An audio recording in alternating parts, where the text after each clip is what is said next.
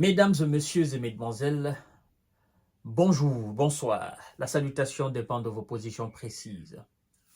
Celui-ci, c'est un jeune soldat ukrainien. Il en a marre. Il en a marre. C'est un soldat engagé volontairement depuis 2019 au cours de la bataille du Donbass. Il en a marre, il abandonne. Il a décidé d'abandonner complètement jusqu'à l'établissement de conditions de service claires. Et il adresse un message poignant aux autorités à Kiev, mais aussi à leurs alliés. C'est ce que nous avons dit depuis le début et depuis tout ce temps. Il y a un écart entre le discours politique et le discours des militaires. C'est un jeune de 24 ans. Oui, c'est un jeune de 24 ans, mesdames et messieurs. Il s'appelle Serhiy Nezdilov, soldat ukrainien. Il dit, je cite, « Ceux qui se sont engagés ont le sentiment d'avoir tiré la mauvaise carte.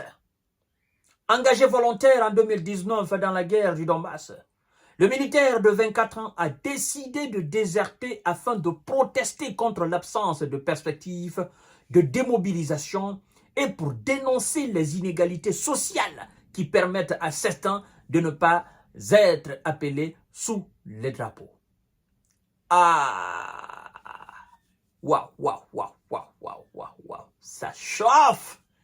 Et actuellement à Kiev, ça tremble parce qu'il appartient à la 56e brigade mécanisée. Mesdames et messieurs, parce qu'on dit que ce que lui vient de dire, il a osé.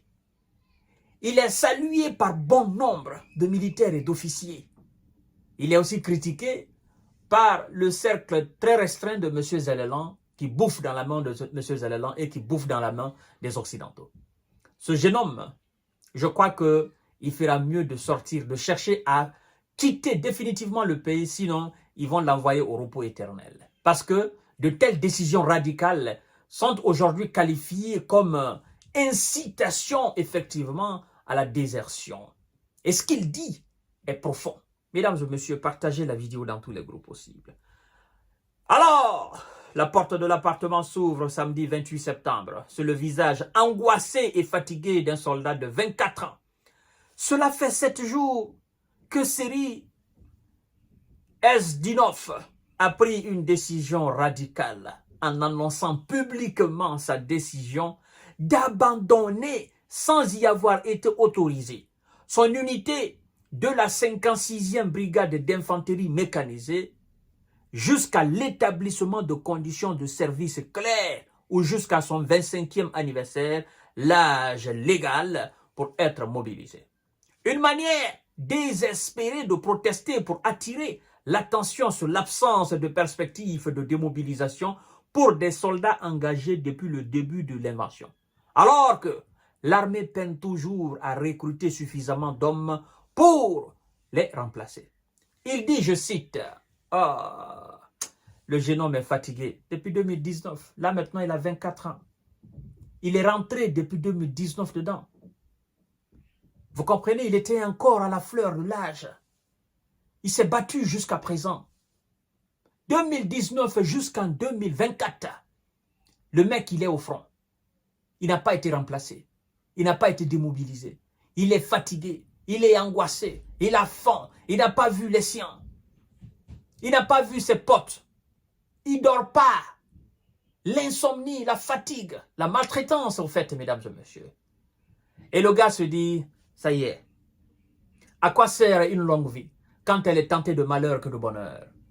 Il faut prendre une décision qu'il faudra certainement assumer. Il faudra assumer les conséquences de cela. Mais au moins, on va dire que oui, c'est Serhiy qui a fait cette déclaration. Il a parlé au nom de tous les militaires qui ont peur de dire clairement que nous voulons qu'on nous remplace maintenant parce que nous sommes fatigués. Et ce qui justifie d'ailleurs l'inefficacité de l'armée de M. Zelensky sur le terrain. Parce que évidemment, mesdames et messieurs, évidemment, un soldat qui ne se repose pas, un soldat qui est au front depuis des années, c'est un soldat déjà cuit, c'est terminé pour lui. Lui, il ne peut absolument rien faire. Il faut avoir du sang-froid, mesdames et messieurs. Mais du côté de Zelelan, cela n'arrive pas. Alors, le jeune soldat de 24 ans dit ceci, mesdames et messieurs, ce message, ça me fait mal au cœur. Il dit, je cite, « Nous ne pouvons pas continuer ainsi. Qu'un homme soit amené à défendre le pays jusqu'à la fin de sa vie, tandis qu'un autre continue simplement de vivre normalement. » Explique Seri Nezdilov. Mesdames et messieurs, le message est très fort.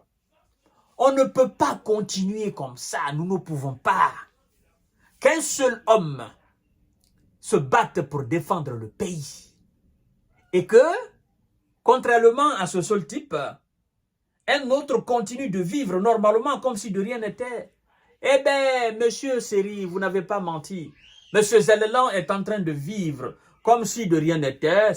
Ses amis, ses potes autour de lui, n'est-ce pas, la présidence continue de vivre, les ministres continuent de vivre. D'ailleurs, ils viennent de nommer des nouveaux ministres. Les anciens vaguent à leur occupation comme si de rien n'était. Ils ont pris de l'argent très important.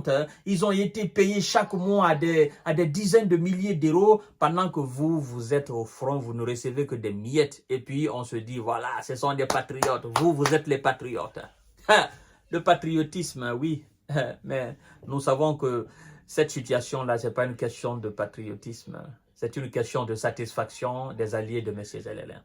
Et donc, c'est un message très profond.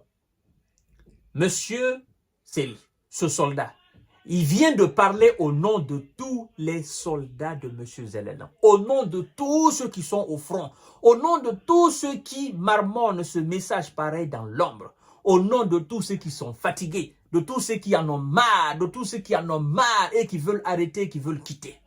Je vous ai dit qu'il y a tellement de déserteurs, il y a tellement qui ont traversé la frontière pour aller en Roumanie qu'on ne peut même pas compter. C'est l'exemple frappant, mesdames et messieurs. Je vous donne rendez-vous tout à l'heure pour notre série d'informations de décortiquage. Le jeune dit, niet, c'est terminé pour moi, c'est fini. En tant que les conditions claires de service ne sont pas établies, je n'irai plus au front, je ne vais plus combattre. C'est terminé. Et croyez-moi, les autres gars de son unité vont le suivre. Évidemment. Parce que, ils se diront, le gars, il a quand même parlé, on ne l'a rien fait, et puis voilà. Ce soldat, moi je le conseille de quitter l'Ukraine, sinon, ils vont le faire taire une fois pour toutes. Je vous donne rendez-vous tout à l'heure, mesdames et messieurs. Partagez la vidéo dans tous les groupes possibles. Merci beaucoup.